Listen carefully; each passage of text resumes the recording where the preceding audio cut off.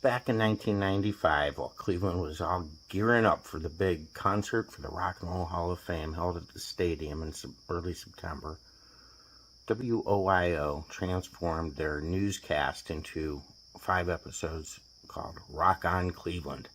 And each night there was a special guest host. In this one, from August 29th, 1995, Maureen O'Boyle of Extra filled in as the guest, the rock and roll guest host. I think these were more promotional than intellectual choices. Anyhow, there's cool little clips of interviews that are unique from Jeff Beck and B.B. King and Coco Taylor, Mike Watt from the Minutemen, guys from Chicago, Ziggy Marley, and some others. A guy from Megadeth for you bangers. Not me. Rock's roots, the blues, and who's left out of the Rock Hall tonight. The following is a special presentation from 19 WOIO.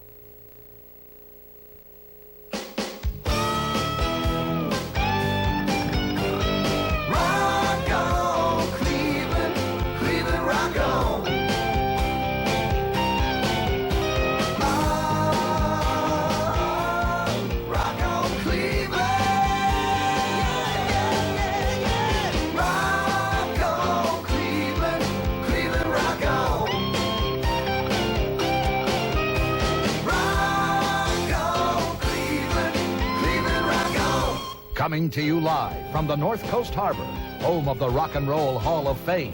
This is Rock on Cleveland. And a very good evening live from North Coast Harbor. I'm Emmett Miller on the deck of the William G. Mather. I'm Denise DeFalla, coming to you live with another edition of tonight's Rock on Cleveland. All this week at this time, we're going to be exploring the music that brought this very special museum to Cleveland. Before we get started tonight, I want to welcome our special guest host, Maureen O'Boyle from the syndicated show Extra. It's great to be here. Cleveland is one of my favorite cities in this great country. And it will become your absolute favorite. Absolutely. I'm really happy to be here for the Rock Hall of Fame. Well, welcome. Tonight we're going to be looking at how some rock artists get into the Hall of Fame. We're also going to get some first impressions on the hall itself from Susan Evans, the executive director of the Rock's New York Foundation. But first we go back to Denise to find out what's happening at the Rock today. Denise? Thanks, guys. A lot going on today. In fact, they started checking in the media from all over the country. Listen to this. More than 1,500 press credentials. Talk about an organization to do all that. 1,500 journalists from about a dozen different countries are coming in for this very big weekend. Now, the news briefings will start actually tomorrow morning. Over at the Art Act studio, they're finishing up the painting, stitching a few more costumes, and even taking Chuck Berry's car out for a trial run. This version of Maybelline will be floating down 9th Street Friday morning just after 11 o'clock as part of the Rockin' in the Streets parade. Emmett? A lot, Denise, and as folks here in Cleveland certainly know, this was not an overnight thing. This is a culmination of quite an effort out here. The Rock and Roll Hall of Fame and the museum first began to honor the men and women who made important contributions to the music's evolution and its energy way back in 1986. Right now, there are 122 inductees enshrined here. Names like Alan Freed, Bo Diddley, the Drifters, the Byrds, Wilson Pickett, and the Grateful Dead. But you may be surprised, very surprised, at who's not yet in a quarter of a century. The Dead waited an extra year. Frank Zappa, an extra 4. Others, like Love and Spoonful, are still waiting. I take the Hall of Fame with a grain of salt, and quite frankly, if they ever decide to induct us into it, then I would be glad to go down and tip my hat to them. Even mid-70s bands like Kansas are already thinking about it. We would like to be inducted too someday. That would be a nice honor to receive. Some artists are tired of waiting. Jefferson Airplane founder Paul Kentner. They wanted us to play there, but they won't induct us. So I can't give the... yeah. Well, yeah, I really don't pay attention to it. Yeah. Other big names not yet enshrined? Pink Floyd. Its first single came out 28 years ago, and the band continues to sell out big multimedia tours. David Bowie, another star who expanded the scope of the rock concert. The man of many changes was eligible last year, but he didn't make the list of the 9 inductees. Michael Norman, PD music writer and voting committee member, told us what he looks for. Somebody who's had a lasting impact, first of all, or someone who, even if they were around for a brief amount of time, like, say, the Velvet Underground, everyone who heard them, like, started a band. Lou Reed started the Velvet Underground in 1966. The band's been eligible 3 years, but along with a few other rock trailblazers, they're still waiting. That's pretty surprising. This year's class of inductees will be announced in October with ceremonies in January. Denise? All right, thanks, guys. Well, she was one of the first people among the Cleveland leaders approached in our campaign to bring the Rock and Roll Hall of Fame here to Cleveland. Susan Evans is going to tell us what she thinks of this place when we come back. But first, this Cleveland radio personality will be a familiar voice in one of the exhibits in the Rock Museum. It's Magic 105.7, and good evening, everybody. It's Denny Sanders. Right now I'm going to play you one of my very favorite rock and roll songs of all time. It's from the great Otis Redding from the Rock and Roll Hall of Fame, recorded March 1967.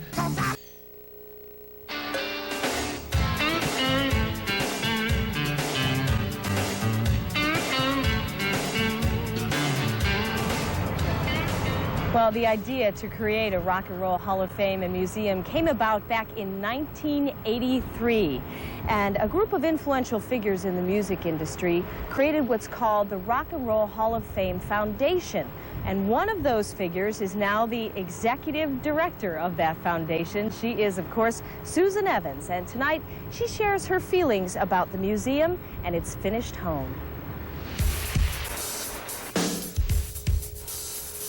The building itself is just so exquisite and full of energy, so it really conveys what rock and roll is about, what the architect wanted to say about rock and roll, what we wanted to say, and I was just blown away.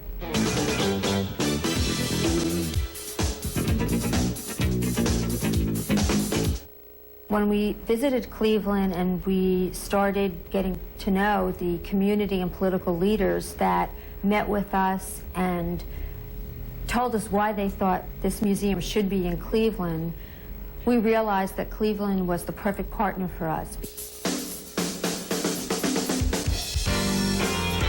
We had total faith that if anybody could pull this off, it was the community and business leaders and people in Cleveland because of their enthusiasm and their real desire to have the Rock and Roll Hall of Fame. On September 1st, you see that ribbon get cut there. What goes through your mind? What do you want people to walk away from that ceremony keeping in mind about this hall? That the Rock and Roll Hall of Fame and Museum is open. It's a museum, finally. We were creating something fresh. It's not another art museum, another science museum, where there are copies that people can see how it was done previously and just update. We really had to create something new, something exciting, something never done before.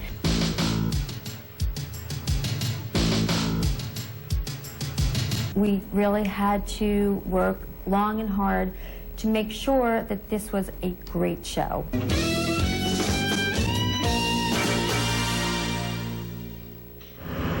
Now, the voice you heard posing all those questions to Susan Evans is, of course, our rock reporter, Mike Olszewski. And, Mike, you're going to be taking a look at some of the styles of music that have deep roots in Cleveland, right? Absolutely. You know, yesterday, Denise spoke with IMP, and he spoke about his inspiration for this hall and museum. He spoke about jazz and rhythm and blues and the various forms of music that he listened to. So it's only fitting that we have a true living blues legend right here in the Hall of Fame city. The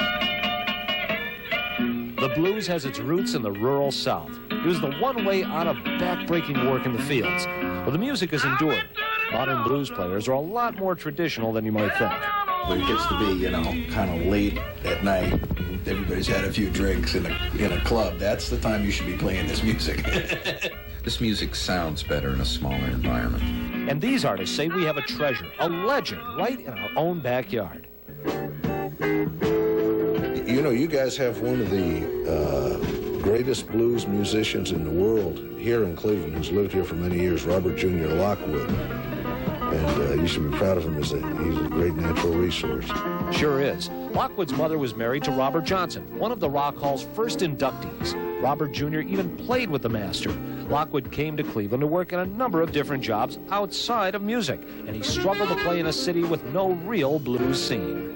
Chicago had a club called Club Delisa that a band leader played, and that nightclub 23 years. Everybody in his band bought homes, sent the kids to school, and all that. So you see, you can see why Cleveland is. Cleveland's a working man's town.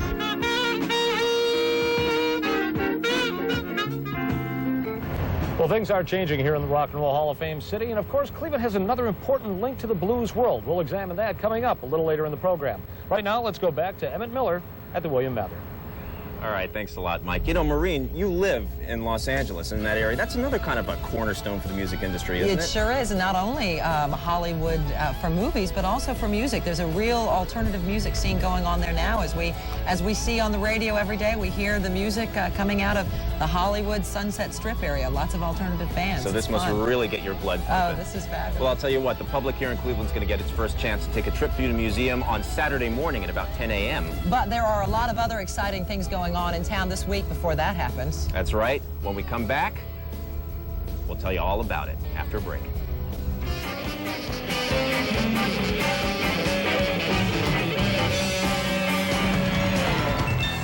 Let's move to Cleveland. I've been there. Let's move to Cleveland.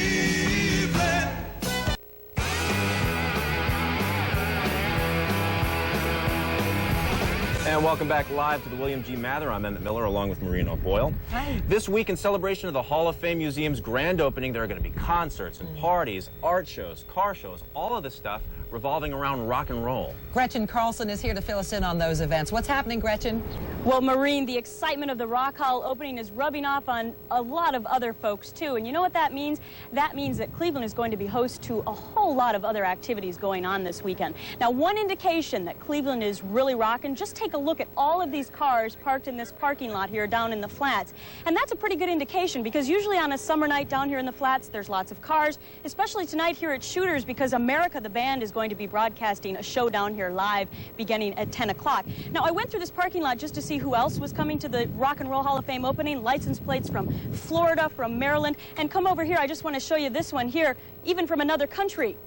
Ontario here. So folks are coming from all over the world. Now, if you do have some concerns about parking your car for the opening of the Rock Hall, boy, do we have a solution for you. And we're going to tell you about that right now. It's a sign of relief when it comes to parking downtown.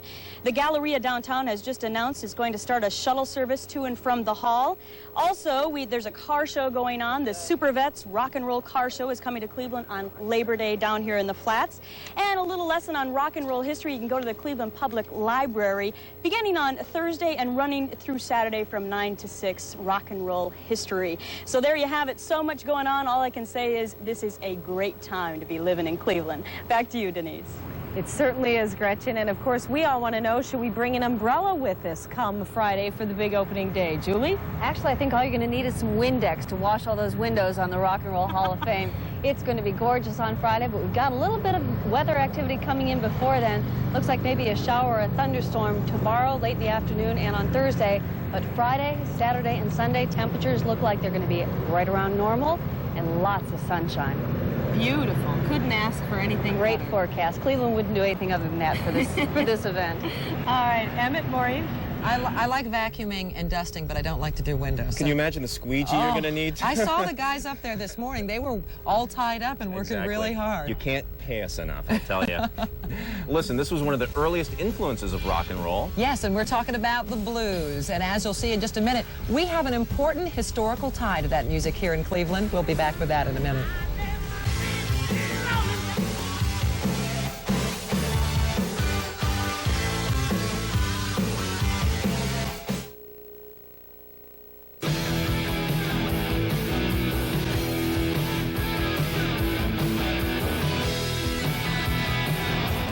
Well, Well, we all know that Cleveland is home to rock and roll, but it's also home to a very specific kind of music that rock and roll was built on. Mike Olszewski is here to talk about the blues. Well, I'll tell you, Denise, we've all felt the blues, and the blues is a feeling. It stirs you, and once you hear it, you're hooked. Yep. Now, we spoke about Robert Lockwood. Of course, Robert Jr. Lockwood is a resident of Cleveland, but you may be surprised that another influential voice of the blues came to call Cleveland her home.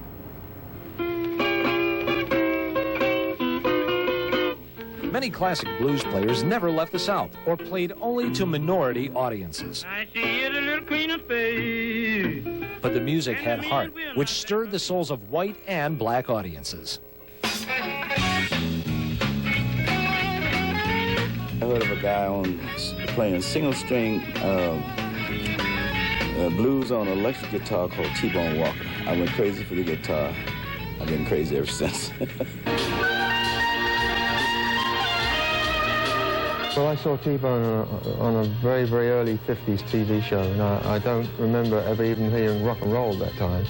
I just remember this guy playing fabulously, you know, and spellbinding. And he played this continuous lick.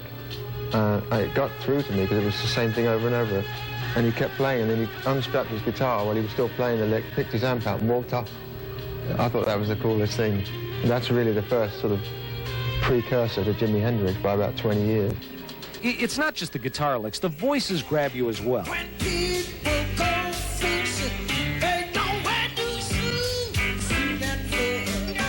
Today, greats like Coco Taylor pay homage to heroes like Big Maybelle. Her music, to me, will live forever, and I think she was one of the greatest blues singer ever lived or ever recorded behind a mic. You know, and I recorded one of her tunes was called I Cried Like a Baby. And I think, you know, it's just, you know, she was just dynamite. I let my baby tears rolling down the cheek. I let my baby tears rolling down the cheek. Maybelle Smith influenced generations of blues singers, of course, Coco Taylor and even Janis Joplin. So whatever happened to Maybelle Smith? We might be surprised. You see, she moved here to Cleveland, and shortly afterwards, she passed away. But if you're ever near the corner of Rockside and Northfield Roads in Bedford, you might want to stop by Evergreen Cemetery. Stop by a gravesite here. Pay tribute to a true legend of the blues.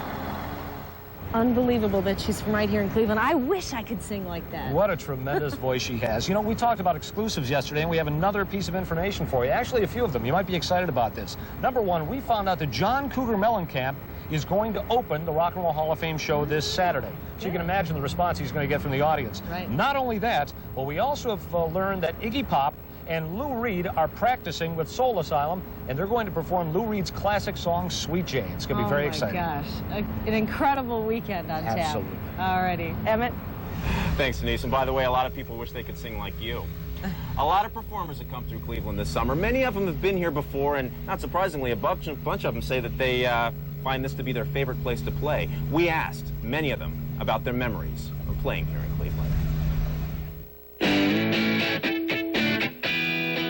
I know one thing, Cleveland gets all the major acts coming through here, so, you know, we've played here everywhere from the Municipal Stadium, Blossom, to that auditorium that I'm sure is now a parking lot or something. You know, because this is a city that has had character for 25 years, and it sort of went to sleep for a while. Yeah.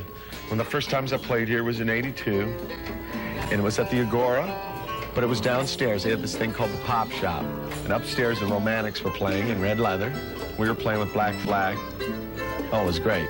And that Pop Shop gig really blew our minds.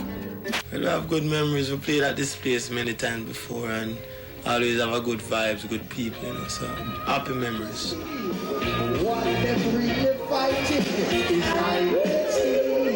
I mean, we've been playing here for 30 years. I just can't put the dates all together, but we've had great times. Kid Leo and I are pretty good friends who was with MMS, right? And the Buzzard. I've always had a great time here. And the flats are just fantastic. I mean, the whole place is looking brand new.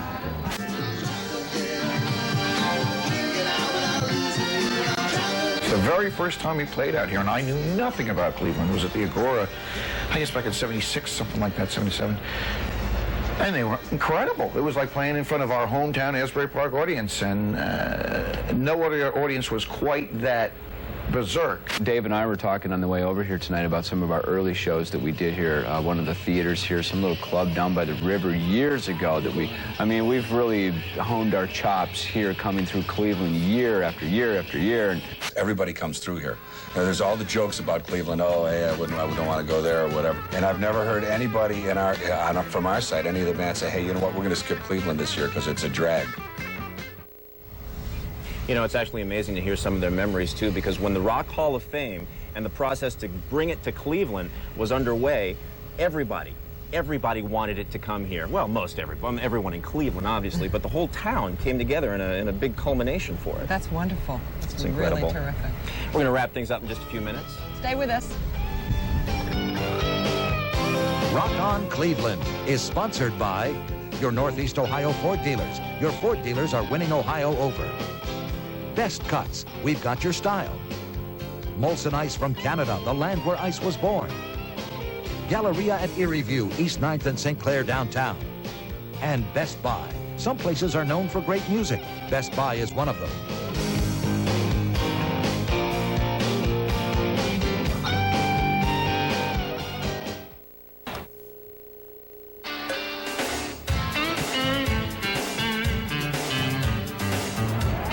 Well, we are just about out of time here tonight, but we want to remind you that we're going to be here same time, same place all this week at 7 o'clock for special live broadcasts of our Rock on Cleveland show. And a reminder that this Friday at noon, we're going to be bringing you the grand opening festivities live in a simulcast with our sister station, WUAB Channel 43. Check us out. And as we say goodnight from the deck of the William G. Mather, I want to thank our guest, Maureen O'Boyle, for joining us. Emmett, it was great. Denise, great to see you. I've had such a good time. You're my new home, Channel 19. I'll see you at 7:30 Monday through Friday on Extra, so make sure you tune in. You heard it here beginning first. next week. All right. Sounds terrific. And for the latest on rock and roll, stay tuned to 19 News at 11. See you here tomorrow. Good night.